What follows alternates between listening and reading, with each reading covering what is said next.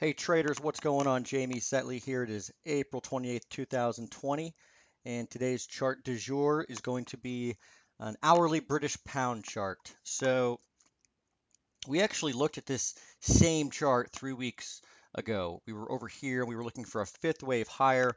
At the time, the trading strategy that I was kind of looking at was buying into this line right here. Okay, this is what I call the top of a corrective channel.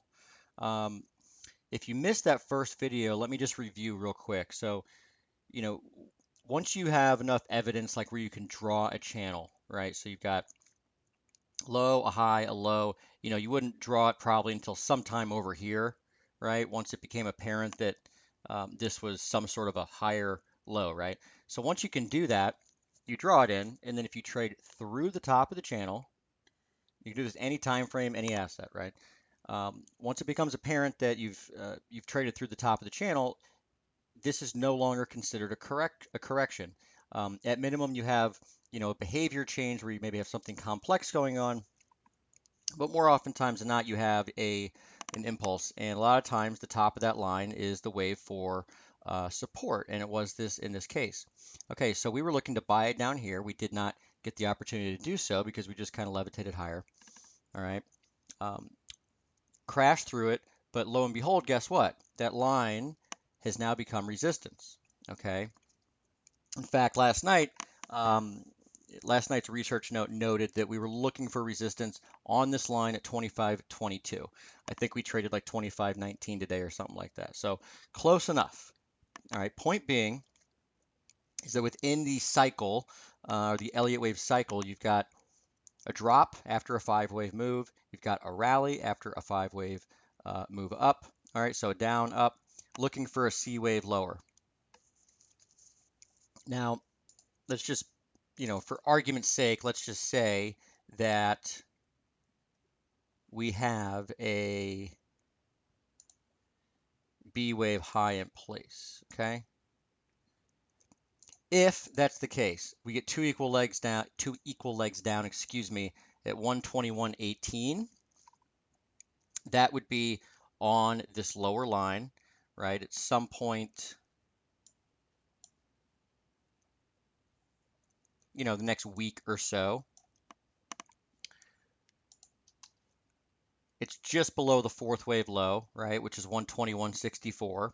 It's also, I'm going to bring in a different chart here. It's also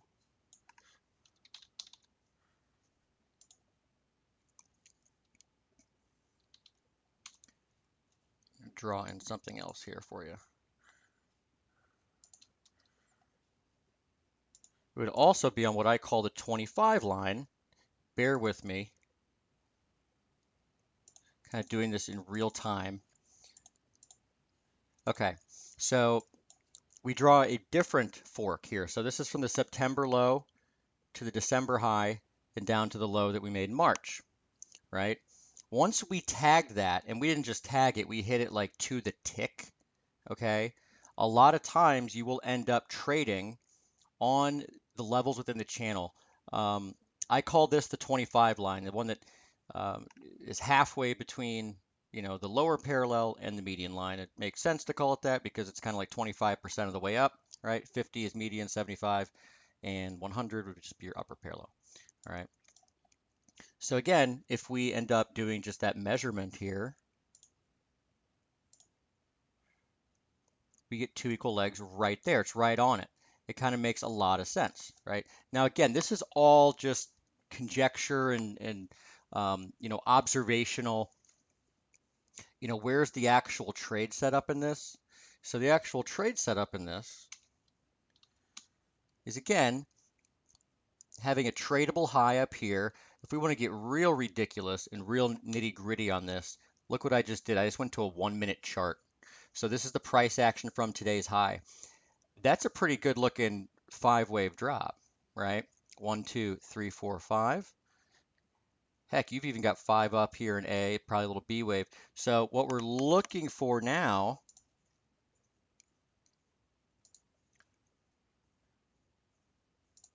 is a retrace, probably back to about 2480 or so, right? So you can look to short 2480, give or take. Okay. Stop above the B wave high, which, give it 2530 or something, give it a little bit of room. And, frankly, the level you're targeting is probably going to be down near that 120, 120 area. Okay, so a good reward to risk setup. I'm not going to tell you how to, um, how to trade it. People are going to be different. Some people might go with bigger size and take some off as they get down here and, trade the position, blah, blah, blah. But from an analysis standpoint, you can look to be bearish against the high from this morning, from Tuesday, and simply look to ride it lower. And also something that I like, maybe we'll cover this on a different video um, in May, but May is historically the worst month of the year for the British pound, interestingly.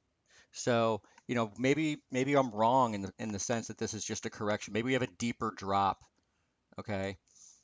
Again, that's not really my focus. My focus is on identifying a pivot, enough information at hand to suggest that it's warranted to trade against a level or a certain level. And in this case, I believe it is warranted to trade against the high here from today, to take a stand against that level on a near-term basis at minimum. All right, so again, that's it. I hope you enjoyed the video and take care. I'll talk to you later.